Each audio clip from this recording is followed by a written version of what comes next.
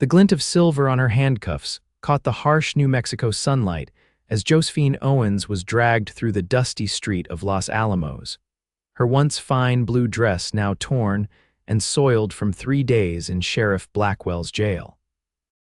It was 1878, and in this corner of the territory, a woman's refusal could be treated as a crime when the man she refused had enough money to make it so. $20. Do I hear 25 for this fine specimen? The auctioneer's voice boomed across the makeshift platform where Josephine stood, her auburn hair falling in tangles around her face, partially hiding the bruise on her cheek, a parting gift from Harold Buchanan, whose advances she had spurned 3 times before he decided to claim theft of a silver brooch he had given her as a gift.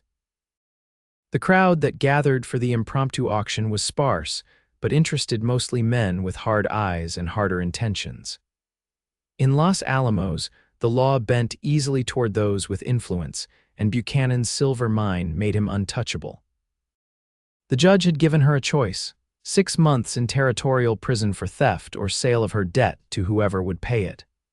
"She's spirited but will make a fine housekeeper," the auctioneer continued, though everyone present understood what kind of keeping was truly on offer. $25 from Mr. Radley. Do I hear 30? Josephine kept her eyes fixed on the distant mountains. At 22, she had come west with dreams of teaching in a proper schoolhouse, only to find Los Alamos had little use for education but great appreciation for a pretty face. The boarding house where she had found employment had kept her safe until Buchanan had set his sights on her. $50, a deep voice called from the back of the crowd. The auctioneer's eyebrows shot up. 50 from the gentleman in the back, quite generous for a woman of questionable virtue. Josephine's head snapped up at the insult, her green eyes flashing with a fire that had not yet been extinguished. Through the crowd, she caught sight of the bidder, tall and broad-shouldered, his face shadowed by the brim of a worn Stetson, but his stance confident as he leaned against a hitching post. 50 going once, twice. The auctioneer paused, looking hopefully at Buchanan, who merely sneered and shook his head. "Sold to Mr. Xander Turner," the man said, pushing through the dispersing crowd. Up close, Josephine could see he was younger than she'd first thought, perhaps 28, with sun-weathered skin and eyes the color of the sky after a storm. The auctioneer handed Xander a bill of sale and the key to Josephine's handcuffs. "She's all yours, Mr. Turner." "Though I'd keep those cuffs if I were you. Refused Harold Buchanan's bed 3 times, I hear." Xander pocketed the key without comment and gestured for Josephine to follow him. She stood her ground, chin tilted upward in defiance. "I'm not going anywhere with you," she said, her voice steady despite the tremor in her hands. Xander stepped closer, lowering his voice so only she could hear. "You've got 2 choices, Miss Owens. Come with me now, or I leave you to whatever second-best offer awaits. And by the look of some of these men, you won't like what they have in mind." Josephine glanced around, noting Buchanan's angry stare and the leering grins of several miners. She swallowed hard. "How do you know my name?" "Small town," he replied simply, then added in an even lower voice, "You refused a man's bed and got sold for it. I'm offering you something different. You'll rest easy in mine." Before she could respond, he reached for her wrists and unlocked the cuffs, letting them fall to the wooden platform with a clatter that seemed to echo in the suddenly quiet street. "My horse is this way," Xander said, turning without checking if she would follow. Josephine rubbed her raw wrists, weighing her options. Prison or this stranger who had just spent $50 for. What? The same thing Buchanan wanted, yet something in the way he had removed her cuffs immediately without threat or command made her take a hesitant step after him. "I'm not sharing your bed," she called to his back. Xander paused, half turning. "Never said you had to, said you'd rest easy in it. I'll take the floor." He continued walking toward a magnificent chestnut stallion tethered at the far end of the street. Josephine, with nothing but the clothes on her back and no better options, hurried to catch up, acutely aware of the hostile eyes following her every move. Xander mounted his horse in one fluid motion, then extended his hand down to her. Josephine hesitated only briefly before accepting his help, settling awkwardly behind him. "Hold on," he instructed, and she reluctantly placed her hands at his waist as the horse lurched forward. "Where are we going?" she asked, her voice nearly lost in the wind as they rode out of town. "Home," was his only answer as Los Alamos fell away behind them, the road stretching out toward the distant mountains and whatever awaited her there. After an hour of riding in silence, the town far behind them, Josephine's curiosity got the better of her. "Why did you buy me, Mr. Turner?" Xander kept his eyes on the trail ahead, navigating the horse around a rocky outcropping. "Needed help at the ranch. There are plenty of men looking for work. You could have hired any one of them for far less than $50. Not looking for a man's help." Josephine frowned at his back. "If you think I'll be warming your bed, already told you that's not what I meant," he cut in, his tone sharper now. "I need someone who can read and write, keep books, and maybe teach." "Teach?" Her interest peaked despite her wariness. "Got 3 younger siblings. Pa died last winter. Ma's been gone 5 years now. Been trying to keep them learning something besides ranch work, but I'm not much for schooling myself." Josephine processed this information, her teacher's instincts immediately curious about these children. "How old are they?" "Jake's 15, Emma's 12, and Sammy just turned 9. "And you want me to teach them?" The proposition seemed too good to be true, especially coming from a man who had essentially purchased her at auction. Among other things, ranch needs tending inside as well as out. "I can handle the cattle and the land, but the house." He trailed off, and Josephine could almost sense a hint of embarrassment in his voice. "So I'm to be your housekeeper and tutor," she clarified, "and bookkeeper. I can pay you fair $10 a month plus room and board. After 5 months, your debt's cleared, and you can stay on for wages or go wherever you please." Josephine calculated quickly.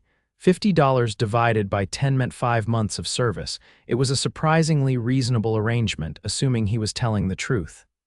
"That's fair," she admitted cautiously. "Didn't do it to be fair," Xander replied. "Did it because Buchanan's a snake and no woman deserves what he had planned for you." The directness of his statement surprised her, and she found herself studying the back of his head with renewed interest. His dark hair curled slightly where it met his collar, and his shoulders were broad beneath his worn denim jacket. Not for the first time, she wondered why a man like him, apparently decent and certainly not unattractive, would need to purchase a woman at auction. "Thank you," she said finally, the words feeling strange in her mouth after days of fear and anger. Xander merely nodded, and they continued their journey in silence as the landscape changed from scrubland to scattered pine forests. The air grew cooler as they climbed higher into the foothills, and by late afternoon they crested a rise that revealed a valley below with a modest ranch nestled against the side of a mountain. "Turner Ranch," Xander announced, the first words he'd spoken in over an hour. From their vantage point, Josephine could see a main house not large but well built with a barn, corral, and several outbuildings nearby. A small creek cut through the property, lined with cottonwoods that provided welcome green against the brown and rust colors of the landscape. A few dozen cattle grazed in a far pasture, and smoke curled invitingly from the house's chimney. "It's lovely," she said honestly, some of her tension easing at the peaceful scene below. "It's work," Xander replied, but there was pride in his voice as he guided the horse down the trail toward home. As they approached the house, 3 figures spilled out onto the porch, the siblings, Josephine assumed. The eldest was tall and lanky, already showing signs of growing into a frame like his brothers. The girl had long dark braids and was wearing what appeared to be a boy's trousers with a too large shirt. The youngest boy bounced with excitement, waving wildly. Xander's back. The little one shouted, "And he's got a lady." Josephine felt her cheeks flush as they rode into the yard. She was painfully aware of her disheveled appearance after days in jail and the long ride. Xander dismounted first, then reached up to help her down. His hands were strong and calloused but gentle around her waist as he lifted her easily to the ground. For a moment, they stood close enough that she could see the flecks of gold in his blue eyes and smell the leather and pine scent of him. Then he stepped back, turning to face his curious siblings. "This is Miss Owens," he said simply. "She's going to be staying with us, helping with the house and teaching you three some proper schooling." The children stared at her with undisguised interest, and Josephine straightened her spine, trying to summon some dignity despite her appearance. "You can call me Miss Josephine," she offered with a small smile. The youngest boy, Sammy, approached first, circling her as if she were some exotic creature. "Are you Xander's sweetheart, Sammy?" The girl Emma looked mortified. "You can't just ask that." "No," Josephine answered firmly, glancing at Xander. "I'm just here to help with the house and your education." Jake, the oldest, had remained on the porch, his arms crossed over his chest in a posture that mimicked his older brother's. "We don't need any education," he declared. "I'm going to be a rancher like Xander." "Everyone needs education," Josephine countered gently. "Even ranchers need to read contracts and keep accounts." Xander nodded toward the house. "Jake, take care of Rusty. Emma, show Miss Owens to the spare room and find her some clean clothes. Sammy, go fetch water for the wash basin." His tone brooked no argument, and the children moved to obey, though Jake did so with obvious reluctance. As Emma led her toward the house, Josephine glanced back to see Xander watching her, his expression unreadable. What had she gotten herself into? Was this truly the sanctuary it appeared to be, or just another cage with a different lock? The house was simple but solid, with a main room that served as both kitchen and living area, a small study off to one side, and 3 bedrooms. Emma led Josephine to the smallest room, which contained a narrow bed, a chest of drawers, and a small table with a basin. "This was Pa's study before," Emma explained. "Xander moved the desk to make room for the bed last month, said we might need an extra room soon." Josephine raised an eyebrow. "He planned to bring someone here," Emma shrugged. "Don't know, he's been different since Pa died, quieter." She pulled open the top drawer of the chest. "These were Ma's, they might fit you, I'll bring you some hot water." Left alone, Josephine sank onto the bed, exhaustion suddenly overwhelming her. The events of the past few days crashed over her: the false accusation, the jail cell, the auction block, and now this strange arrangement with a man she didn't know. She should be terrified, but instead she felt something dangerously close to hope. She examined the room more carefully. It was clean, with a small window that looked out toward the mountains. The bed had fresh linens, and a handmade quilt was folded at its foot. On the table beside the basin sat a small vase with wildflowers, and she wondered which of the children had thought to put them there, or had it been Xander. A soft knock interrupted her thoughts, and Emma entered with a steaming pitcher of water. "Supper's in an hour," she said, pouring the water into the basin.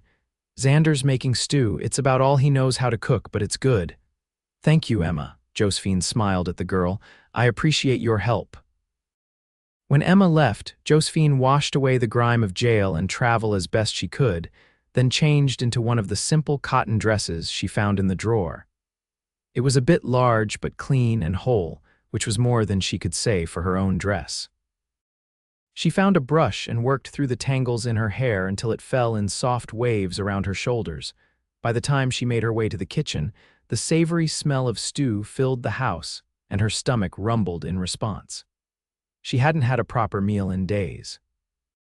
Xander stood at the stove, stirring a large pot while the 3 children set the table. He had removed his hat and jacket, and Josephine was struck by how young he looked in just his shirt and suspenders, sleeves rolled up to reveal strong forearms. "Smells wonderful," she said, and he turned, momentarily seeming startled by her transformation. "It's just stew," he said, but his eyes lingered on her for a moment before returning to his task. Supper was a noisy affair, with Sammy peppering Josephine with questions about where she came from and what she knew about frogs and whether she could bake pies. Emma hushed him repeatedly, clearly trying to show better manners, while Jake ate in sullen silence, occasionally casting suspicious glances at their new guest. Xander spoke little but seemed to be observing the interactions closely. When Josephine mentioned she had taught at a school in St. Louis before coming west, his interest visibly sharpened. "Real teaching experience then," he said. "That's good. These 3 need more than I can give them." I'd be happy to establish a proper curriculum, Josephine offered, though I'll need some books and supplies. Make a list. I'll get what you need next time I'm in town. After supper, Josephine insisted on cleaning up despite Emma's protests that it was her job. We can do it together, Josephine suggested. I need to learn where everything belongs anyway. As they washed and dried the dishes, Emma gradually warmed to her, sharing stories about life on the ranch and her mother's illness 5 years earlier. Pa never really got over Ma dying, she confided. He tried for us, but he wasn't the same. Xander had to take over more and more, especially this last year when Pa got the consumption too. That must have been difficult for all of you, Josephine said gently. Emma nodded, her young face serious. Xander gave up a lot. He was going to start his own ranch farther north. Had land picked out and everything, but he stayed for us. This new piece of information made Josephine look at Xander with fresh eyes when he came back inside from evening chores. He was a man who put family first, admirable, but also potentially dangerous for her heart if she allowed herself to see him as anything more than her temporary employer. That night, as Josephine lay in the narrow bed listening to the unfamiliar sounds of the ranch, the distant lowing of cattle, the whisper of wind through pine needles, the occasional hoot of an owl, she felt something she hadn't expected. Peace. For the first time in weeks, she wasn't afraid of what the morning would bring. Dawn came early at the Turner ranch. Josephine awoke to the sounds of movement in the kitchen and the rich aroma of coffee. She dressed quickly in another of Mrs. Turner's old dresses and pinned her hair in a simple knot before joining the family. Xander was already dressed for work, his hat resting on the table beside him as he drank his coffee. The children were in various stages of wakefulness, Sammy bright-eyed and chattering, Emma methodically slicing bread, and Jake slouched at the table looking as if he'd rather be anywhere else. "Good morning," Josephine said, slightly uncertain of her place in this established routine. Xander nodded in acknowledgement. Coffee's hot, eggs and bacon in the pan. She served herself a modest portion, aware of needing to pull her weight in this household. What are my duties to be exactly? Breakfast and supper preparation, keeping the house in order, laundry once a week, Xander listed. And schooling for these 3 in the afternoons. Mornings, Jake helps me with the ranch work and Emma and Sammy have their chores. Josephine nodded, mentally organizing a schedule. And the bookkeeping you mentioned? That can wait until you're settled. Books are a mess anyway. After breakfast, the family scattered to their tasks, leaving Josephine to familiarize herself with the house. It was well built but showed signs of neglect, dusty corners, windows that needed washing, mending that had been piled in a basket and forgotten. She rolled up her sleeves and set to work, finding satisfaction in bringing order to the modest home. By midday, she had swept the main room, washed the breakfast dishes, and started inventory of the pantry. She was writing a list of needed supplies when Xander returned to the house, looking surprised at the transformation. "Didn't expect you to do all this on your first day," he said, removing his hat as he stepped inside. "I like to keep busy," she replied. "Idle hands and all that." He almost smiled, a slight softening around his eyes that transformed his face. "Need to ride into town tomorrow. You can come along, get whatever supplies you need for the house and for teaching." "Thank you." She hesitated, then asked the question that had been bothering her since their arrival. "Mr. Turner, Xander," he corrected. "Mr. Turner was my father." "Xander, then, I'm curious. Why did you really buy my contract? The truth, please." He studied her for a long moment, then sighed and sank into a chair at the table. "Heard about what happened with Buchanan. Whole town was talking. Teacher refuses local big shot, gets arrested on false charges, ends up on the auction block." He rubbed a hand over his jaw. "Reminded me of something that happened to my ma once before she met my pa, man thinking he owned a woman just because he wanted her." Josephine sat down across from him. "What happened to your mother?" "She got lucky. Met my father instead, a man who respected her choice." His blue eyes met hers directly. "Figured maybe I could do the same for someone else." The simple honesty in his voice touched something deep inside her. "That's remarkably kind," Xander shrugged, clearly uncomfortable with the praise. It's what any decent man would do. No, Josephine said softly, it isn't, not in my experience. A shadow passed over his face. Then you've known the wrong kind of men, Miss Owens. Josephine, she offered, if I'm to call you Xander. He nodded once, then stood. Better get back to work. Jake's helping with the south pasture fence. Emma should be back from gathering eggs soon. She can help you with anything you need. As he headed for the door, Josephine called after him. I'll have supper ready at sunset. He paused, hand on the door frame, and looked back at her. Looking forward to it, he said, and for the first time, a genuine smile briefly lit his features before he disappeared outside. That afternoon, when the children returned for their lessons, Josephine had created a makeshift classroom in the main room.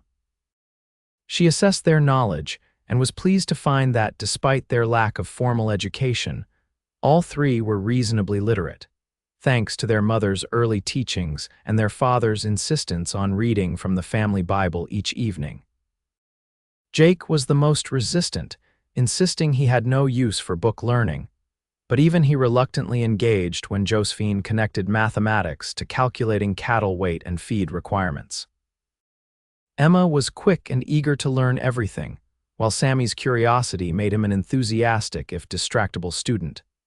By supper time, Josephine had established a baseline for their education and prepared a simple meal of ham, beans, and cornbread. When Xander and Jake returned, dirty and tired from mending fences, the food was on the table and the house was filled with the welcoming sense of home cooking.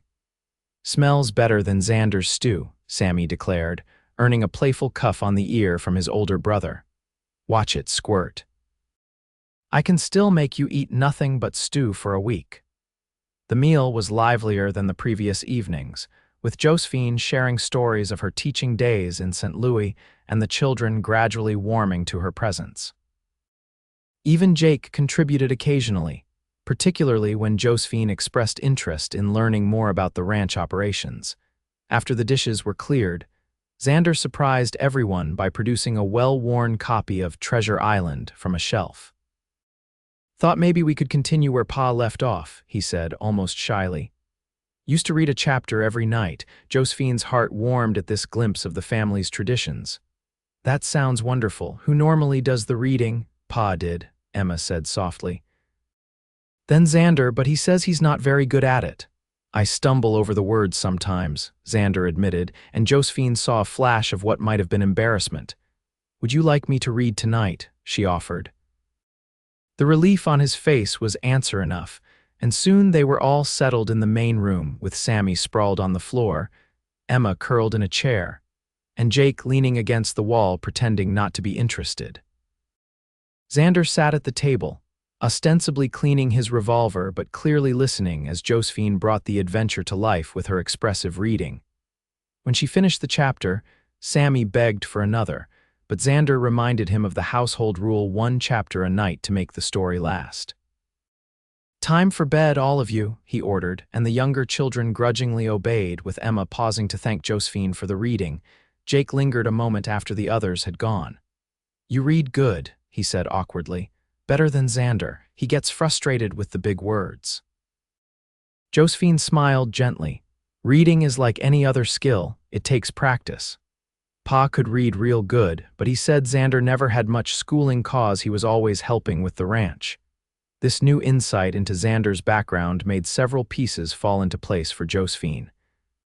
His request for a teacher suddenly made more sense. Perhaps he wanted his siblings to have the education he had missed.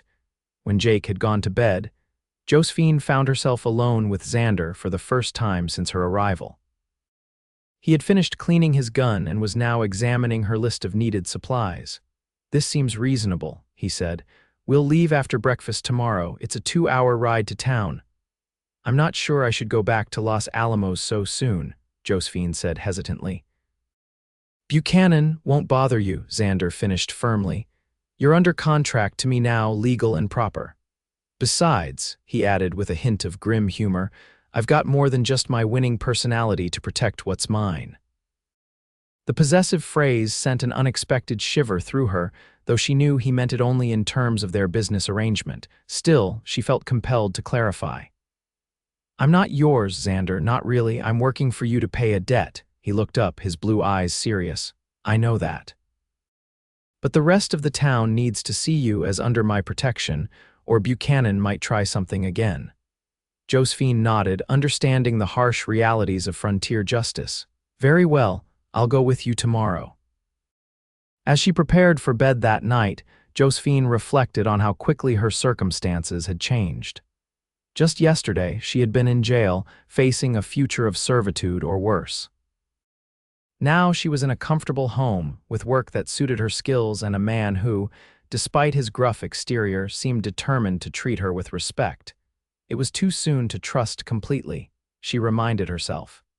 She had been deceived before by men who initially appeared kind. But something about Xander Turner's straightforward manner and the obvious care he showed his siblings made her want to believe in him. With that cautious hope, she fell asleep to the soothing sounds of the ranch at night, unaware that her journey with the Turner family had only just begun. The ride to Los Alamos the next morning was tense for Josephine, despite Xander's reassurances. She wore one of Mrs. Turner's dresses, now hastily altered to fit her better, and had pinned her hair in a simple but neat style. She was determined to present a dignified appearance, especially if they encountered Buchanan. "You look nice," Xander commented as he helped her onto his horse. They would be riding double again, a fact that caused Josephine both anxiety and a strange flutter of awareness. "Thank you," she replied, settling behind him and gingerly placing her hands at his waist. "I don't want to embarrass you in town." He twisted to look back at her, brow furrowed. "Embarrass me? You're not the one who should be embarrassed about anything that happened." His indignation on her behalf touched her, and she found herself relaxing slightly as they set off down the mountain trail. The journey seemed shorter than it had 2 days before, perhaps because Xander made more effort at conversation, pointing out landmarks and sharing stories about the area. Josephine learned that the Turner Ranch had been established by his father nearly 30 years earlier, when the territory was still wild and dangerous. Pa was one of the first settlers in these parts, Xander explained. Met my mother when she came west as a housekeeper for a family that didn't treat her well. Story goes he saw her in town one day, being harassed by her employer, and stepped in, married her 3 weeks later. That's rather romantic, Josephine observed. Xander shrugged, but she could hear the smile in his voice. Pa always said when you find someone worth fighting for, you don't waste time. They reached Los Alamos just before noon, the town looking less threatening in the bright sunlight than it had on the day of the auction. Still, Josephine felt eyes on them as Xander helped her down from the horse in front of the general store. "Stay close," he murmured, and she nodded, grateful for his solid presence beside her as they entered the store. The shopkeeper, a portly man with spectacles, looked up in surprise. "Mr. Turner, don't usually see you twice in 1 week. Need supplies, Mr. Jenkins," Xander replied, handing over Josephine's list, "and some things for schooling." Jenkins' eyes darted to Josephine, recognition dawning. This would be the lady from the auction then. Xander's expression hardened almost imperceptibly. "This is Miss Owens, who will be teaching my brother and sisters and helping with the ranch." The deliberate emphasis on her role made Josephine glance at him gratefully. He was making it clear to the town that she was to be respected, not viewed as a woman purchased for immoral purposes. Jenkins seemed to understand, his manner becoming more courteous as he addressed her directly. "We've got a fair selection of books and slates, Miss Owens. School supplies are over on that shelf there." While Josephine selected educational materials, Xander ordered the other supplies they needed. She was examining a promising mathematics text when the store's door opened, and a hush fell over the few customers present. Harold Buchanan stood in the doorway, his expensive suit and gold watch chain marking him as a man of wealth in the frontier town. He was handsome in a conventional way, with neatly trimmed dark hair and a carefully groomed mustache, but his eyes were cold as they fixed on Josephine. "Well, well," he drawled. "Miss Owens. I heard Turner had bought you, but I didn't believe you'd show your face in town again so soon." Josephine felt her spine stiffen, but before she could respond, Xander was beside her, his presence like a wall between her and Buchanan. Miss Owens is here on ranch business, Xander said, his voice level but with an edge that made even Buchanan take notice. We'd appreciate being left to it. Buchanan smiled thinly. Of course, I'm just surprised to see the teacher turned thief being treated like a respectable woman. Josephine stepped forward despite Xander's warning hand on her arm. I stole nothing, Mr. Buchanan, as you well know. The brooch was a gift which I returned when I refused your other offers. A convenient story, Buchanan sneered. But the judge saw it differently, didn't he? The judge saw $50 changing hands, Xander cut in. Money talks in this town, we both know that. The implied accusation hung in the air between them. Buchanan's face darkened, but he was careful to maintain his composure in the public setting. Enjoy your purchase, Turner, he said finally. Though I doubt she's worth what you paid, women like that usually aren't. Xander's hand moved toward the gun at his hip, but Josephine gripped his arm. He's not worth it, she whispered. For a tense moment, she thought Xander might ignore her, but then he exhaled slowly and turned back to Mr. Jenkins. We'll take these books and the rest of our supplies. Need them loaded in the next 10 minutes. Buchanan lingered a moment longer, then left with a final contemptuous glance at Josephine. Only when the door closed behind him did she realize how tightly she'd been gripping Xander's arm. She released him quickly, embarrassed. I'm sorry, she said. I didn't mean to cause a scene. You didn't, Xander replied, his voice still tight with anger. He did. Man can't stand not getting what he wants. They completed their purchases in strained silence, with Mr. Jenkins working efficiently to gather their supplies. As they waited for everything to be loaded into saddlebags, Xander surprised Josephine by touching her elbow gently. Would you like to get something to eat before we head back? There's a decent cafe down the street. The unexpected invitation momentarily flustered her. That would be nice, yes.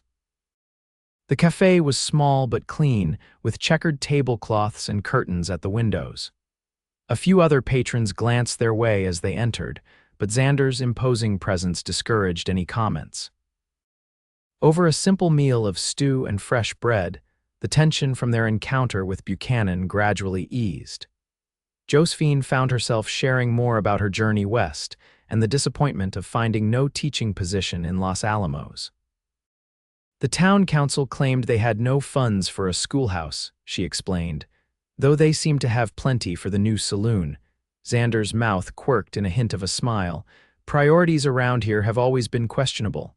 What about you?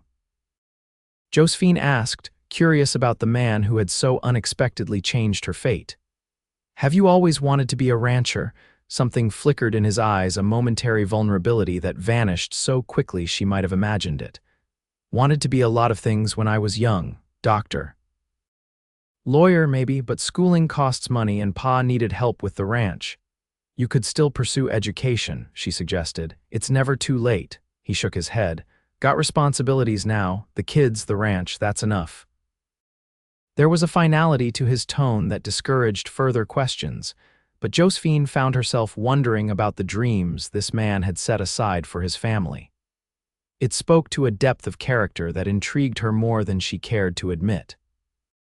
Their meal was interrupted by the arrival of the town sheriff, a heavy-set man with a bushy mustache and beady eyes that Josephine remembered all too well from her time in his jail. Turner, Sheriff Blackwell nodded, then turned his gaze to Josephine. Miss Owens. Surprised to see you back in town so soon. Just getting supplies, Xander answered before she could speak. Heading back to the ranch now. Blackwell's eyes narrowed. Buchanan's mighty upset about seeing her here, says it's an insult to parade her around town after what she did. What she did, Xander repeated flatly, was refuse a man who couldn't take no for an answer. Last I checked, that's not a crime. Theft is, Blackwell countered. We both know that charge was fabricated, Josephine said, finding her voice.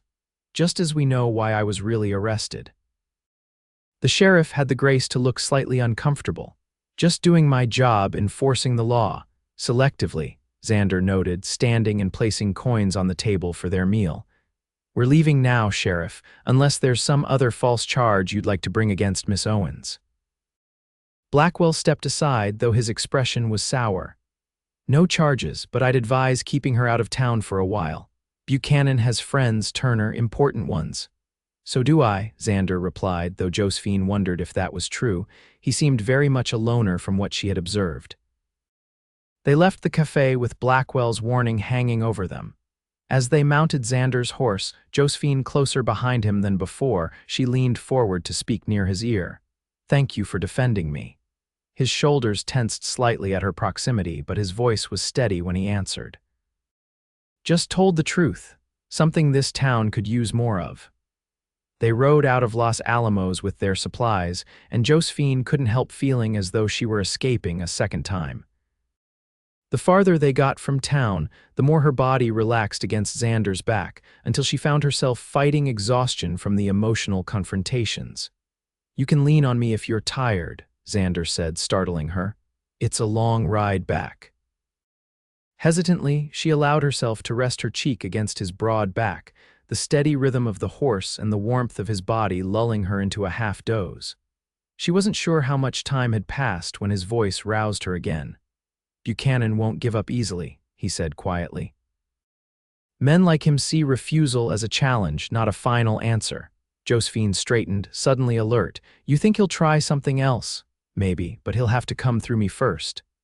The simple declaration carried more weight than flowery promises might have from another man. "Why are you doing all this for me?" she asked, the question that had been haunting her since the auction. "The truth, Xander, it can't just be about needing a teacher." He was silent for so long that she thought he might not answer. Finally, he sighed.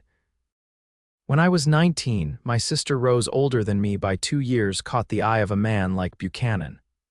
Wealthy, used to getting his way, she wasn't interested. He wouldn't take no for an answer." A chill ran through Josephine. "What happened?" He cornered her one day when she was in town alone. "Nobody stepped in to help by the time I found out." His voice tightened. "She was never the same after. Took her own life 6 months later." Josephine gasped softly, her hand instinctively tightening on his waist in a gesture of comfort. "Xander, I'm so sorry." "It was a long time ago," he said, though the pain in his voice suggested otherwise. "But I swore I'd never stand by and watch it happen to another woman if I could help it, when I heard about you." He trailed off, but she understood. "You saw a chance to do what no one did for Rose," she finished softly. He nodded once, sharply. "Doesn't make us even. Nothing could, but maybe it helps balance the scales a little." The rest of the journey passed in contemplative silence, the revelation of Xander's past casting his actions in a new light. What she had initially seen as merely kind now revealed itself as something deeper, a form of atonement, perhaps, for a failure that wasn't truly his. As the Turner Ranch came into view, Josephine found herself seeing it differently too. Not just as a temporary sanctuary, but as a place of healing, for Xander as much as for her. The thought created an unexpected warmth in her chest, a feeling she wasn't quite ready to examine closely. The days that followed fell into a comfortable rhythm. Mornings were spent on household tasks, cooking, cleaning, mending clothes that had clearly been neglected since Mrs. Turner's death. Afternoons were dedicated to teaching the children, with Josephine establishing a structured curriculum based on their varied levels of knowledge. To her surprise, Jake gradually became less resistant to learning, especially when she incorporated practical applications of mathematics and science related to ranching. Emma flourished under the attention, revealing a keen mind and hunger for knowledge that reminded Josephine of herself at that age. Sammy remained enthusiastic but distractible, requiring creative approaches to keep him engaged. Evenings became a time for family gathering, with Josephine continuing the tradition of reading aloud after supper. They finished Treasure Island and moved on to The Last of the Mohicans, which captured even Jake's full attention. Throughout it all, Xander remained somewhat reserved, but Josephine noticed subtle changes in his behavior, lingering at the table after meals to listen to the children tell her about their day, occasionally joining in on the lessons when his work allowed, watching her with an intensity that made her pulse quicken when he thought she wasn't looking. 2 weeks after her arrival, Josephine was hanging laundry in the yard when she noticed Xander working with a young horse in the corral nearby. Stripped to his shirt sleeves in the warm sun, He moved with a patient confidence that spoke of years of experience. The colt, initially skittish, gradually responded to his gentle but firm handling. She found herself pausing in her task to watch, admiring the skill with which he worked and, if she were honest with herself, the way his shirt clung to his broad shoulders when he reached up to stroke the horse's neck. As if sensing her gaze, Xander glanced over. Caught staring, Josephine quickly returned to hanging a shirt, feeling heat rise in her cheeks that had nothing to do with the afternoon sun. Later, as she prepared supper, Xander entered the kitchen with an armful of firewood. "Thought you might need this," he said, setting it beside the stove. "Thank you," she stirred the stew, trying to appear focused on her task. "I saw you working with that colt today. You have a way with horses." "They're easier than people," he replied with a hint of a smile, more honest about what they want. "And what do they want?"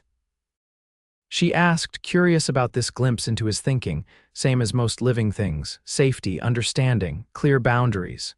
He leaned against the wall, watching her work. "Horses don't lie about who they are or what they need."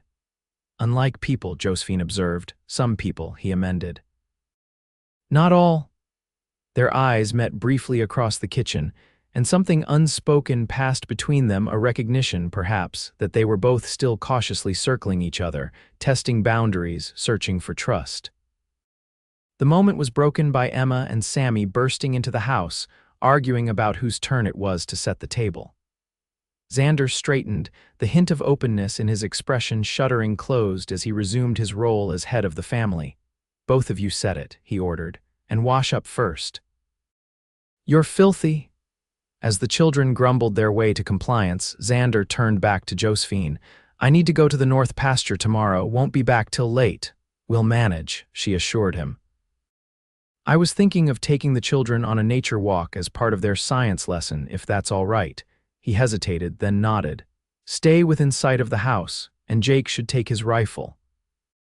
The concern in his voice reminded her of Buchanan's threat, which she had almost managed to forget in the peaceful routine of ranch life. "Do you really think there's danger?" Xander's expression grew serious. "Probably not, but I don't take chances with my family's safety." He paused, then added more softly, "Or yours." The simple inclusion of her in his protective circle touched Josephine deeply. In the few short weeks she had been at the Turner Ranch, she had come to care for these children as if they were her own students, and for Xander. Well, that was more complicated than she was ready to admit. The next day dawned clear and warm, perfect for the nature walk Josephine had planned. With Jake reluctantly carrying his rifle and Emma eagerly clutching the notebook Josephine had given her for observations, they set out to explore the area around the ranch. Sammy bounded ahead, turning over rocks to look for insects and calling out his discoveries with excitement. Josephine used each find as an opportunity for a mini lesson on biology and ecology, encouraging the children to observe carefully and record what they saw. They had been out for about an hour, still within sight of the ranch house as Xander had instructed, when Jake suddenly stiffened, raising his hand for silence. Josephine froze, instinctively gathering Emma and Sammy closer. "What is it?" she whispered. "Riders," Jake said, pointing toward the distant trail that led up from Los Alamos. "3 of them." Josephine's heart began to pound. Xander was miles away at the north pasture and visitors were rare at the isolated ranch. "Perhaps it's just neighbors," she suggested, though she didn't quite believe it. Jake shook his head, his young face suddenly hard with a maturity beyond his 15 years. "We don't have neighbors that ride together and they're coming fast." He checked his rifle. "We need to get back to the house. Now." They hurried back, with Jake keeping himself between the approaching riders and the rest of their group. Josephine hustled Emma and Sammy inside, then turned to Jake. "You should come in too," she urged. The boy shook his head. Xander would stand his ground. "I'm not hiding." "Jake, please, get inside, Miss Josephine," he said firmly, "and bar the door. There's a shotgun in Xander's room if you need it."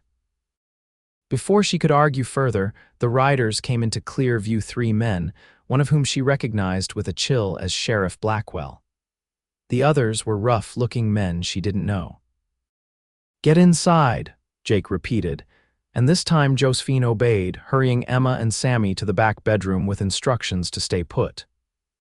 She found Xander's shotgun where Jake had said it would be and returned to the front window, her heart hammering as she watched the confrontation unfolding in the yard. "What's your business here, Sheriff?" Jake called out as the men reined in their horses. Blackwell dismounted slowly, his hand resting on his gun belt. "Official business, boy. Where's your brother, working the north pasture? Won't be back till evening." One of the other men spat tobacco juice into the dust. "Convenient. What kind of official business?" Jake asked, his rifle not quite pointed at the men but held ready. "Got a complaint about stolen property," Blackwell said. "Harold Buchanan says Miss Owens still has something that belongs to him. We've come to retrieve it." Josephine's blood ran cold.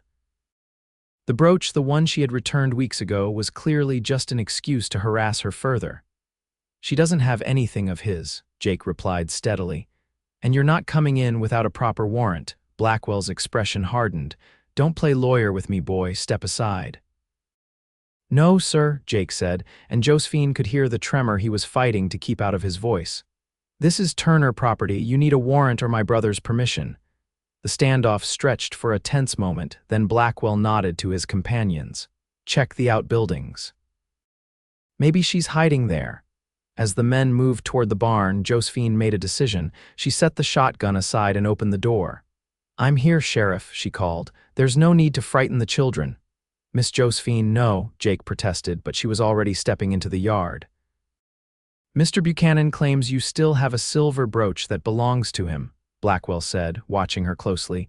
Josephine kept her voice steady. "I returned that brooch to him personally the day before he had me arrested. If he says otherwise, he's lying." "Pretty bold accusation against a respected businessman," one of the other men commented, returning from the barn. "It's the truth," Josephine insisted, "and we all know why he's really doing this." Blackwell at least had the decency to look uncomfortable. "Look, Miss Owens, this could get ugly. Why don't you just come back to town with us, sort this out proper like?" "She's not going anywhere," Jake declared, stepping closer to Josephine. "My brother bought her contract legal and proper. She stays here." "Unless she stole something," Blackwell countered. "That changes things." Josephine felt trapped. If she went with them, she had no doubt Buchanan would find a way to separate her from Xander's protection. If she refused, they might use force, endangering the children. The impasse was broken by the sudden thunder of hoofbeats. All heads turned to see Xander galloping toward the ranch, his face set in grim lines as he took in the scene. He dismounted in a fluid motion, his hand resting on his holstered gun as he strode forward. "What's happening here?" he demanded, positioning himself between Josephine and the sheriff. Relief washed over Josephine so intensely that her knees nearly buckled. Somehow, he had known perhaps a neighbor had spotted the riders and warned him, or maybe it was just fortunate timing, but he was here, solid and imposing and unmistakably angry. "Buchanan claims Miss Owens stole from him," Jake explained quickly. "They wanted to take her back to town." Xander's jaw tightened.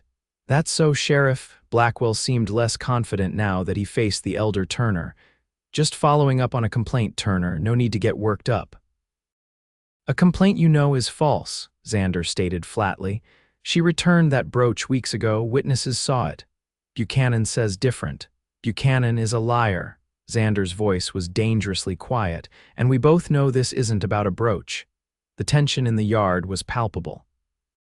Josephine held her breath, acutely aware that the situation could turn violent at any moment. Finally, Blackwell sighed and adjusted his hat. "Look, Turner, I don't want trouble, but Buchanan's not going to let this go. He's got money and influence with the territorial governor." "And I've got the law on my side," Xander countered. "Miss Owens' contract is legal. She's under my protection now. Any man who tries to take her from here is trespassing, and I'll defend my property accordingly." The implied threat hung in the air between them. After a long moment, Blackwell nodded slowly. "Fair enough for now." He turned to his companions. "Mount up, we're leaving." As the men rode away, Josephine finally released the breath she'd been holding. Jake lowered his rifle, looking both relieved and proud. "You did well, Jake," Xander said, squeezing his brother's shoulder. Go check on Emma and Sammy."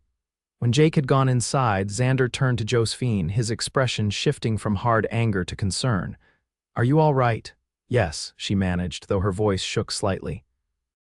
"How did you know to come back?" "Saw the dust from their horses while I was checking fence lines. Had a feeling." His blue eyes searched her face. "This isn't over. Buchanan's the type to escalate."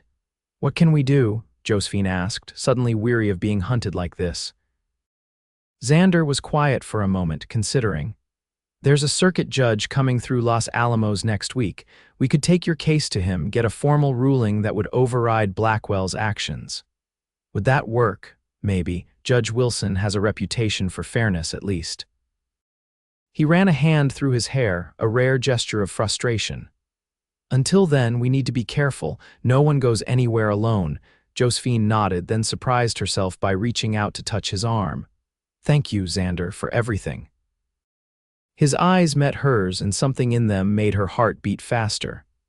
"I told you before, you're under my protection now," his voice softened, "and not just because of a contract." Before she could respond to this near admission of personal concern, Emma and Sammy burst from the house, running to throw their arms around Xander in relief. The moment passed, but Josephine carried the warmth of it with her throughout the evening. That night, after the children were asleep, Josephine found Xander sitting on the porch, cleaning his revolver by the light of a lantern. She hesitated in the doorway, then stepped out to join him, wrapping a shawl around her shoulders against the cool night air. "Mind if I join you?" she asked. He glanced up, then nodded toward the empty chair beside him. "Couldn't sleep?" "No." She settled into the chair, watching his capable hands work. "I keep thinking about what happened today, what might have happened if you hadn't returned when you did." Xander set the gun aside, turning to face her fully. "Jake wouldn't have let them take you." "He's just a boy," Josephine protested. "He shouldn't have to face such things." "No, he shouldn't," Xander agreed, his voice rough with emotion. "None of them should. They've lost too much already." The pain in his voice touched her deeply.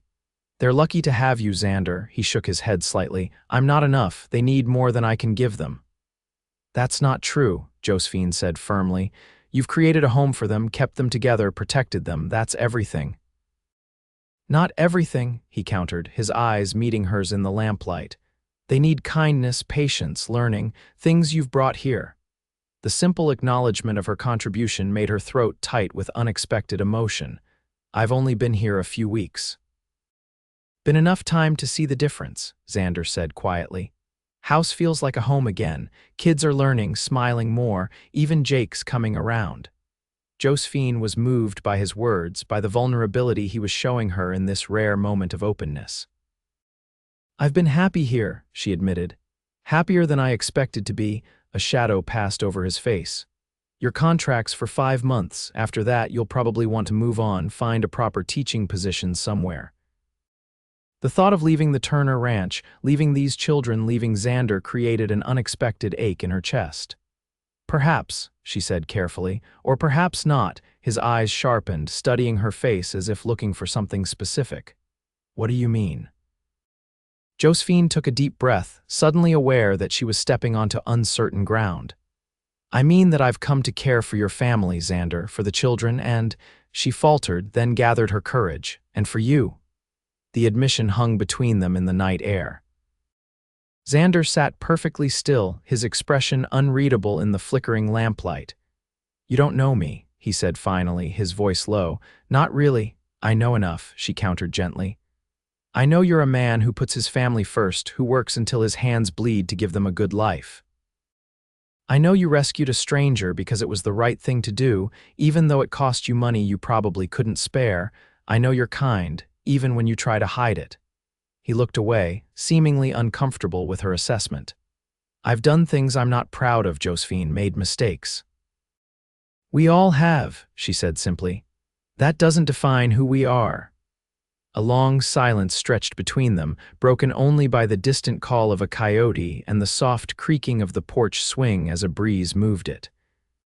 Finally, Xander turned back to her, his expression softened by something that might have been hope. "When I saw Blackwell and his men at the ranch today," he said slowly, "I wasn't just afraid for the kids. I was afraid for you, thought about what might happen if they took you back to town and I. He trailed off, then finished in a voice barely above a whisper. I realized I couldn't bear to lose you too. The raw honesty in his confession made Josephine's heart swell. Without thinking, she reached across the space between them and took his hand. His skin was rough with calluses, warm and strong around her fingers. You won't lose me, she promised. Not if I have any say in the matter. Xander looked down at their joined hands, then back to her face, a new intensity in his gaze. Slowly, deliberately, he leaned forward, giving her every chance to pull away. When she didn't, he brushed his lips against hers in a kiss so gentle it was barely more than a whisper. Josephine closed her eyes, savoring the tentative sweetness of the moment. When he started to draw back, she followed, her free hand coming up to rest against his cheek as she returned the kiss with quiet certainty. When they finally parted, Xander pressed his forehead against hers, their breath mingling in the cool night air.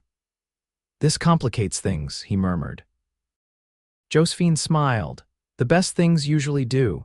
He chuckled softly, the sound warming her more than any shawl could have. We still need to deal with Buchanan and the judge next week. We will, she said, confidence replacing the fear she had felt earlier. Together. For the first time since she had known him, Xander's smile reached his eyes, transforming his face and making him look younger, unburdened. Together, he echoed, the word a promise in the moonlit night. The week that followed was both sweet and tense, sweet in the newfound understanding between Josephine and Xander. Tense with the knowledge that their confrontation with Buchanan loomed ahead. They agreed to keep their changing relationship discreet around the children for now, though Josephine suspected that Emma, at least, had noticed the lingering glances and tentative touches that passed between them. They developed a new routine in the evenings after the children were in bed, sitting together on the porch, talking quietly about their pasts, their hopes, their fears. Xander spoke of his dreams of expanding the ranch someday, perhaps breeding horses as well as cattle. Josephine shared stories of her childhood in Pennsylvania, her training as a teacher. Her journey west after her parents' deaths left her alone in the world. With each conversation, each carefully exchanged confidence, the bond between them deepened.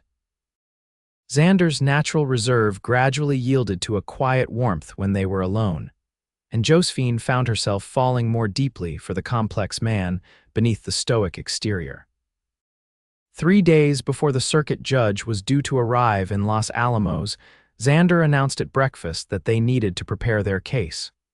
Judge Wilson will want evidence, he explained to Josephine as the children listened intently. Statements from anyone who saw you return the brooch to Buchanan, documents showing your contract with me is legal and binding. Mr. Jenkins saw me give it back, Josephine recalled.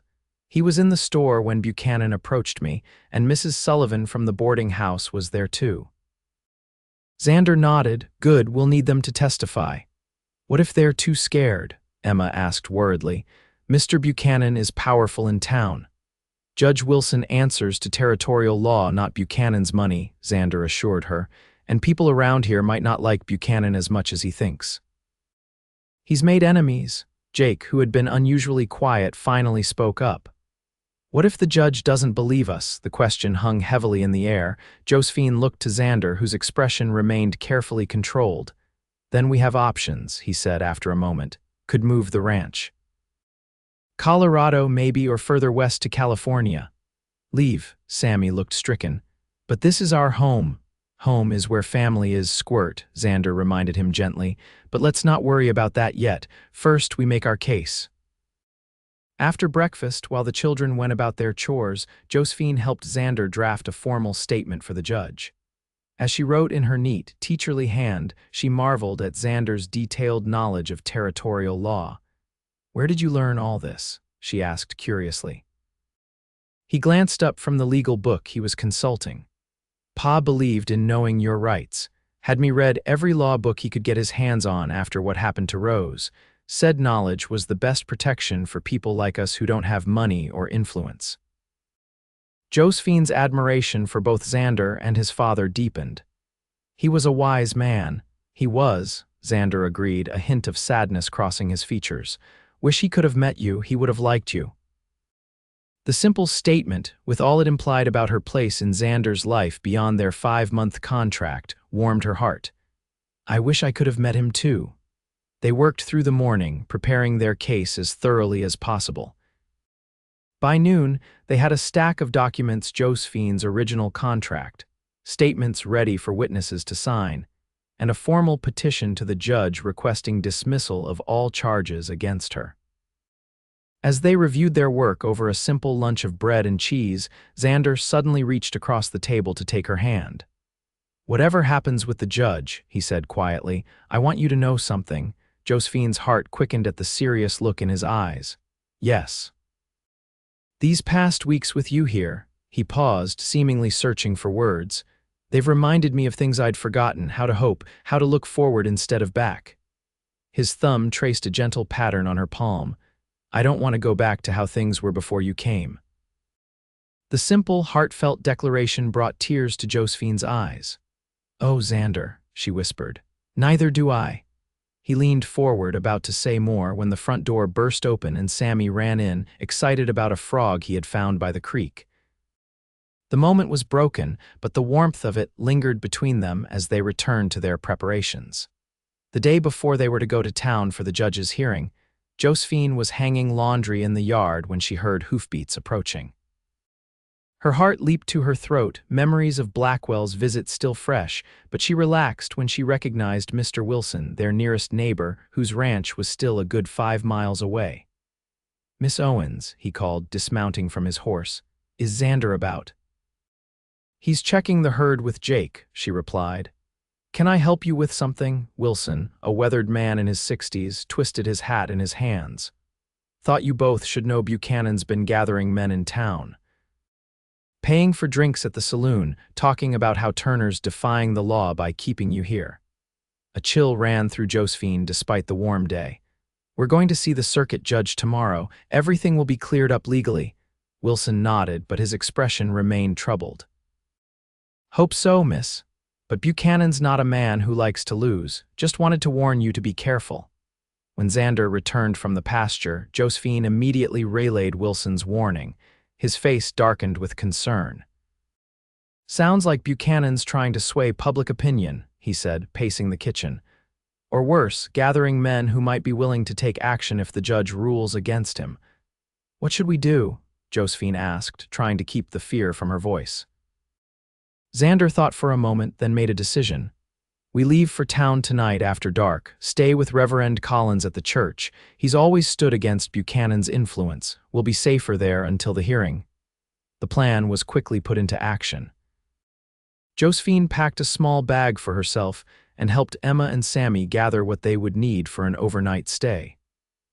Xander cleaned his revolver and rifle, checked the wagon, and gave Jake instructions on handling his own weapon if necessary. As dusk fell, they loaded the wagon with their belongings and the documents for the judge. The mood was tense but determined, with even Sammy understanding the seriousness of their situation enough to remain quiet as Xander helped him into the wagon. Just as they were about to depart, Xander pulled Josephine aside. If anything happens in town, he said in a low voice, anything at all, I want you to take the children and go to Reverend Collins. He has a cellar where you can hide if needed. Nothing's going to happen, she tried to reassure him, though her own heart was pounding with apprehension. Xander cupped her face in his hands, his expression more open than she had ever seen it. I can't lose you, Josephine, not now that I've found you. The raw emotion in his voice moved her deeply. Standing on tiptoe, she pressed a swift, fierce kiss to his lips. You won't lose me. We're facing this together, remember? He nodded, drawing strength from her confidence, and they joined the children in the wagon. Under cover of darkness, the Turner family, with Josephine now undeniably part of it in heart if not yet in name, set out for Los Alamos and the confrontation that awaited them. The journey to town was tense but uneventful. They arrived at the small white church on the outskirts of Los Alamos just before midnight, where Reverend Collins, a kind-faced man in his 50s, welcomed them with hot tea and makeshift beds in the church's back rooms. Judge Wilson is a good man, the Reverend assured them as the children were settled for the night. He won't be swayed by Buchanan's influence or intimidated by his threats. Appreciate the confidence, Reverend, Xander said, but we're not taking chances. Will you watch over Josephine and the children tomorrow while I gather our witnesses? Of course, Collins agreed, though I think Miss Owens will need to appear before the judge herself. Josephine nodded. I'm not afraid to face Buchanan or the judge, she said firmly. I've done nothing wrong. The Reverend smiled approvingly. Faith and truth are powerful shields, my dear. Rest now, all of you. Tomorrow will be challenging enough without adding exhaustion to your burdens.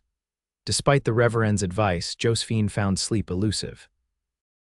She lay on a pallet in a small room adjoining where Emma and Sammy slept, listening to the unfamiliar sounds of the town at night and worrying about what the next day would bring. A soft tap at her door roused her from her troubled thoughts. She opened it to find Xander standing in the dimly lit hallway, his expression a mixture of concern and tenderness. Can't sleep either, he asked quietly. She shook her head, stepping aside to let him enter the small room. He did so hesitantly, clearly aware of the impropriety, but needing the reassurance of her presence as much as she needed his. They sat side by side on the edge of her pallet, their shoulders touching, drawing comfort from the simple contact. Are you afraid? She asked softly. Xander was quiet for a moment, then nodded. Not of Buchanan, of losing what we've found. The simple honesty of his answer touched her deeply. We won't lose it, she promised. Whatever happens tomorrow, we'll face it together. He turned to look at her, the moonlight from the small window silvering his features. Josephine, he began, then seemed to struggle for words. Finally, he simply said, I love you. The declaration, so plainly spoken, filled her heart to overflowing. I love you too, Xander, she whispered back. I think I have since the day you took off my handcuffs and said I'd rest easy in your bed. A smile softened his serious face. And did you rest easy?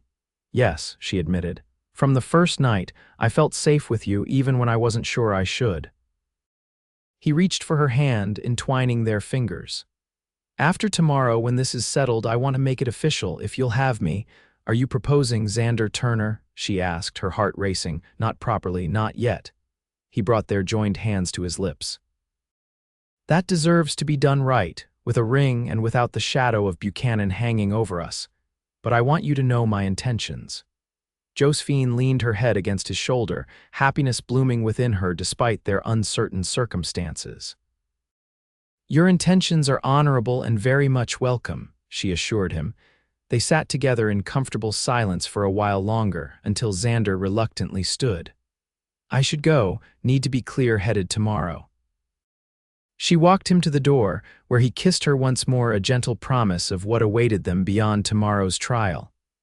Then he was gone, and Josephine returned to her pallet, sleeping at last with a heart both anxious and full. Morning came all too quickly. Judge Wilson would be holding court in the town hall at 10 o'clock, and their case was scheduled to be heard first. Xander left early to find Mr. Jenkins and Mrs. Sullivan, the witnesses who had seen Josephine return the brooch to Buchanan.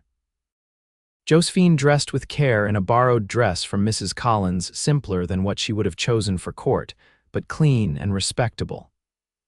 Emma helped her arrange her hair, and even Jake seemed to understand the importance of appearances, wearing his one good shirt without complaint.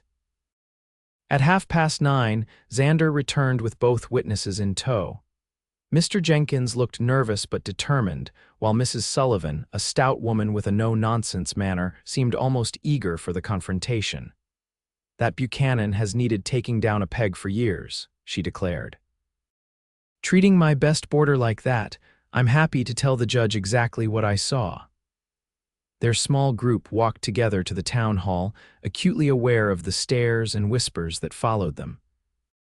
Los Alamos was buzzing with the news of the hearing, and it seemed half the town had turned out to witness it. Outside the hall, they spotted Buchanan with Sheriff Blackwell and several well-dressed men Josephine assumed were business associates or lawyers. Xander positioned himself protectively at Josephine's side as they entered the building. The main room had been arranged with a judge's table at the front and rows of benches for spectators, most of which were already filled. Reverend Collins guided the children to seats near the back, while Xander, Josephine, and their witnesses took places in the front row. At precisely 10 o'clock, Judge Wilson entered a tall, thin man with a shock of white hair and penetrating gray eyes. The room fell silent as he took his seat and surveyed the assembly.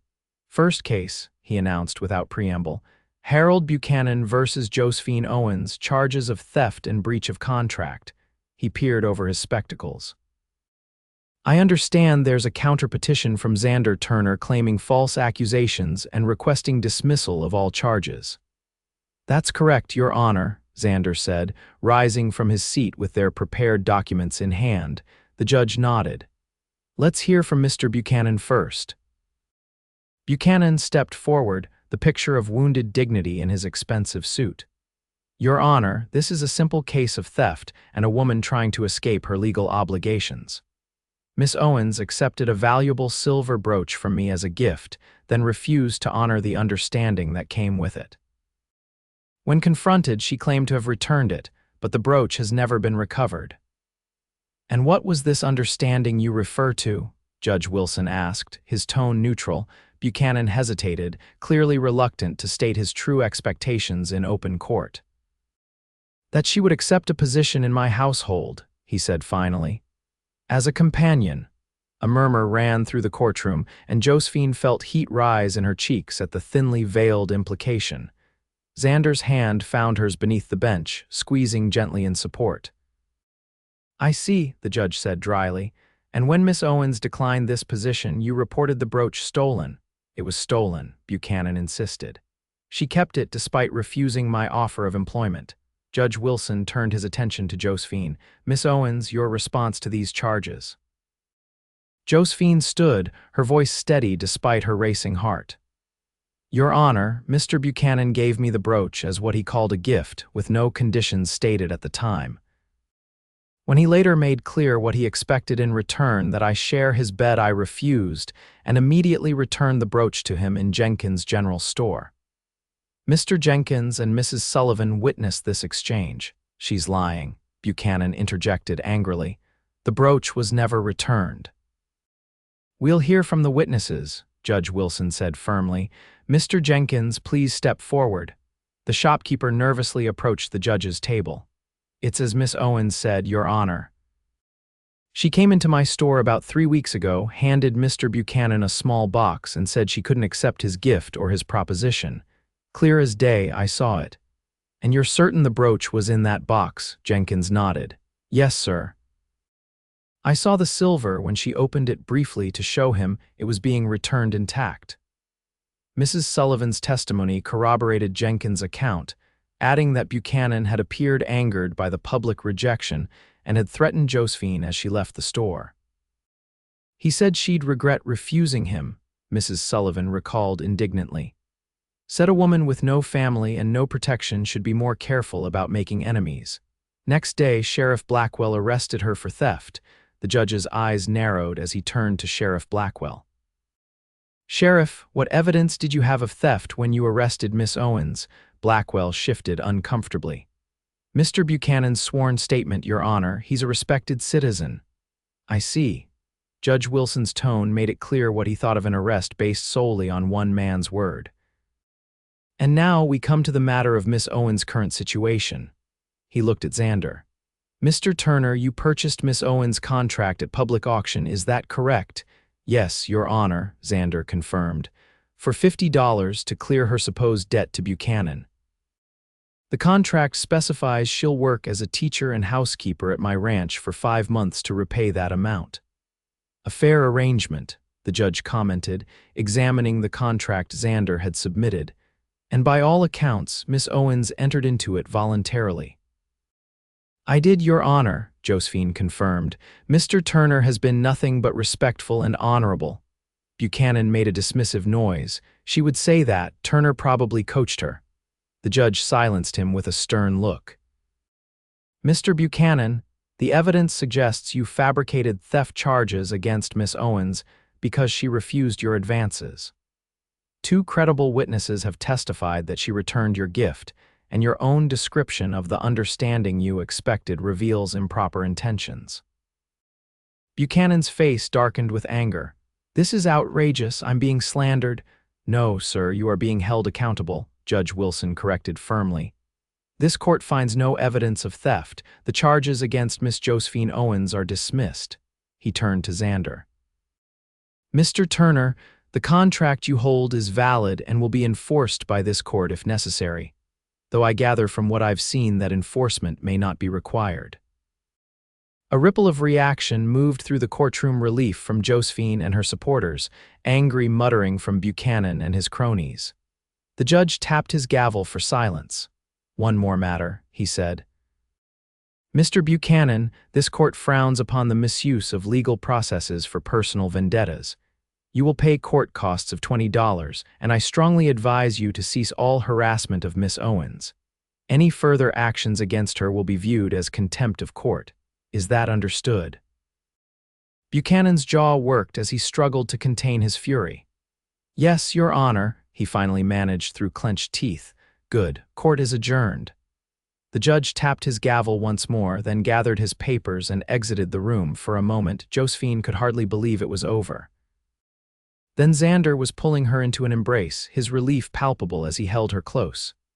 "It's done," he murmured against her hair. "You're free of him."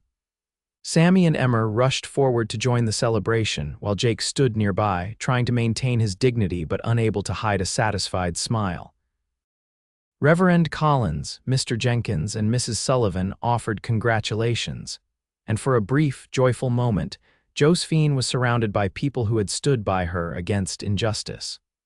The mood was shattered by Buchanan pushing through the crowd, his face contorted with barely controlled rage. "This isn't over, Turner," he spat. "Not by a long shot." Xander positioned himself in front of Josephine and the children. "It is over, Buchanan. The judge made that clear. Walk away while you can." For a tense moment, the two men stared at each other, the threat of violence hanging heavy in the air. Then Sheriff Blackwell stepped between them. "Enough," he said firmly. "Judge's ruling stands. Time to go, Buchanan." With a final venomous glare, Buchanan allowed himself to be led away by his associates. Josephine released the breath she had been holding, her hand finding Xander's and squeezing tightly. "Let's go home," he said, and the simple words filled her with warmth. Home, the Turner Ranch, had truly become that for her in just a few short weeks. They thanked their supporters, especially Mr. Jenkins and Mrs. Sullivan, for their courage in testifying, and began the journey back to the ranch with lighter hearts than they had brought to town. The children chattered excitedly in the back of the wagon, the tension of the past days giving way to relief and plans for the future. "Will you really stay with us forever now, Miss Josephine?" Sammy asked hopefully. Josephine glanced at Xander, who was focused on driving the wagon but whose ears had definitely perked up at the question. "Well," she said carefully, "my contract is for 5 months, but after that, we'll see." Emma, ever perceptive, looked between Josephine and her brother with a knowing smile. "I think we'll see sooner than that," she commented, making Jake roll his eyes and Xander's ears turned slightly red. They arrived home by early afternoon, the ranch a welcome sight after the stress of town. As they unloaded the wagon, Xander pulled Josephine aside. "Thought we might have a celebration supper tonight," he suggested, "to mark the end of this business with Buchanan." "That sounds lovely," she agreed. "I could make a pie with those apples Emma and I preserved last week." He smiled, then glanced around to make sure the children were occupied before lowering his voice. "And after the children are in bed, I'd like to speak with you about the future." The significance of his words wasn't lost on Josephine, whose heart quickened with anticipation. "I'd like that very much," she replied softly. The remainder of the day passed in a blur of happy activity. Josephine and Emma baked not one but 2 pies, apple and blackberry, while Jake and Xander butchered a chicken for the special meal. Even Sammy contributed by setting the table with extra care, using the good plates that had belonged to Mrs. Turner and were normally reserved for Christmas and birthdays. Supper was a joyous affair, with the relief of the court victory combining with the simple pleasure of being together as a family. Xander seemed more relaxed than Josephine had ever seen him, laughing at Sammy's jokes and even sharing stories of his own childhood that had the children hanging on every word. After the meal, they gathered in the main room for the nightly reading. This time, Xander surprised everyone by asking to read the chapter himself. He stumbled occasionally over the more difficult words, but Josephine's heart swelled with pride at his determination to improve himself for the sake of his family. When the children were finally in bed, Josephine found herself alone with Xander on the front porch, the night air cool but pleasant around them. Stars scattered the sky above, and the distant howl of a coyote only emphasized the peaceful isolation of their mountain home. "So," Josephine said after a comfortable silence, "you wanted to speak about the future?" Xander nodded, his expression serious but tender as he turned to face her. "Our future," he clarified. "Yours and mine." He took her hands in his touch warm and steady. "I meant what I said last night, Josephine. I love you. These past weeks have shown me what my life could be with you in it, and I don't want to go back to how things were before." Josephine's heart raced as he continued, his voice growing more confident with each word. "I know your contract has 4 more months, but I'm hoping you might consider a different kind of contract." Reaching into his pocket, he withdrew a small velvet pouch. "This was my mother's," he explained, tipping a delicate gold ring with a small but perfect diamond into his palm.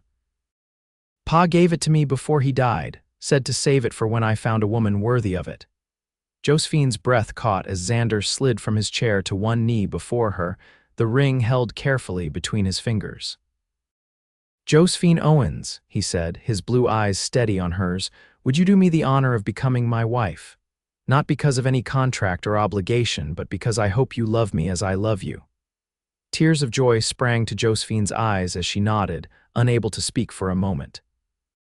"Yes," she finally managed. "Yes, Xander, I will marry you." His face broke into a rare, unguarded smile of pure happiness as he slipped the ring onto her finger. It fit as if it had been made for her, the gold warm against her skin. Xander rose and pulled her gently to her feet into his arms. "I can't offer you wealth or an easy life," he said softly. "Just my heart, my name, and everything I am." "That's all I could ever want," Josephine assured him, reaching up to touch his face. "A home, a family, and a man who respects me enough to offer me his bed rather than demand I share it." He chuckled at her reference to their first meeting, then sobered. "I meant what I said that day, you know. You'll always rest easy in my bed, Josephine. I'll spend my life making sure of it." Their lips met in a kiss that sealed their promise to each other, deep and tender and full of hope for the future they would build together. The wedding took place 3 weeks later, a simple ceremony in the same church where they had sought sanctuary before the court hearing. Reverend Collins officiated, his kind face beaming as he pronounced Xander and Josephine husband and wife before a small gathering of friends and neighbors. Emma served as Josephine's bridesmaid, glowing with pride in a new dress Josephine had made for the occasion. Jake stood tall beside his brother as best man, and Sammy, entrusted with the important task of ring bearer, managed to fulfill his duties with only minimal fidgeting. Mrs. Sullivan had helped Josephine alter one of Mrs.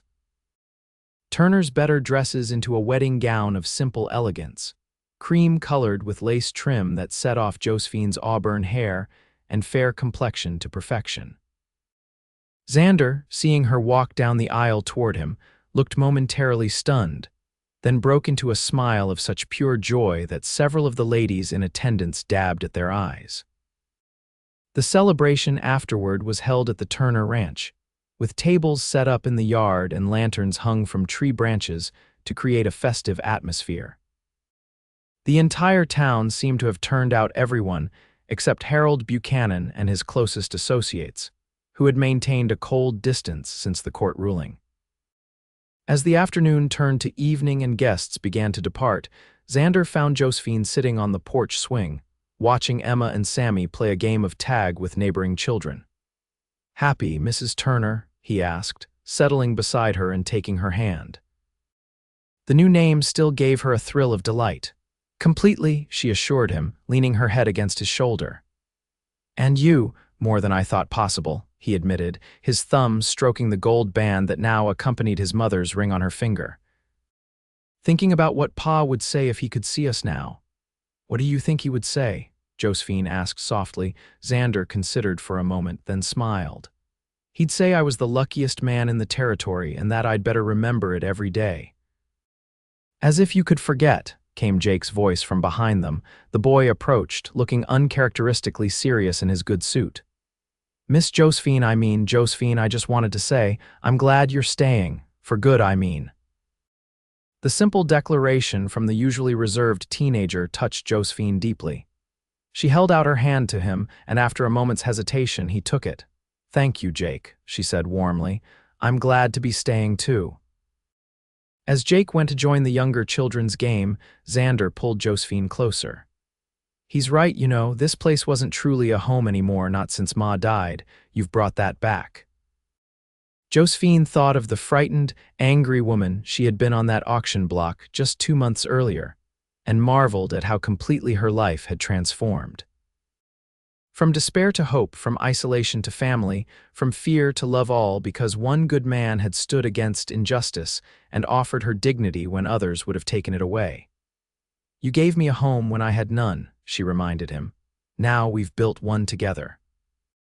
As the sun set over the mountains, casting golden light across their land, Xander kissed his new wife with a tenderness that promised a lifetime of nights where she would indeed rest easy in his bed, secure in his love and respect. 5 years later, the Turner ranch had flourished under Xander and Josephine's joint care. The cattle herd had doubled in size, and Xander had realized his dream of breeding horses, with several of their colts now in demand throughout the territory. The house had expanded too, with a new wing added to accommodate their growing family. 2 years after their wedding, Josephine had given birth to a son they named William, after Xander's father. A daughter, Rose, named in memory of Xander's sister, had followed 18 months later, and Josephine was now expecting their third child. The children had thrived as well.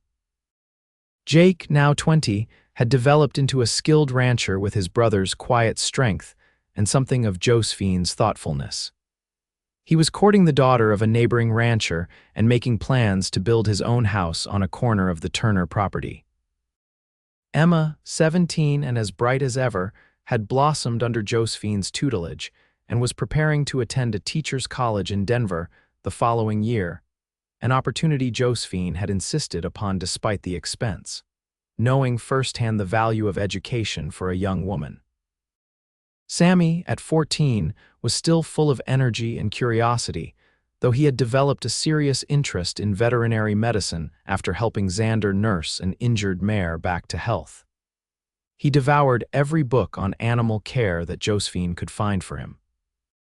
On a warm summer evening, with William and Rose already asleep and the older children helping with evening chores, Josephine sat on the porch of their expanded home, her hand resting on her growing belly.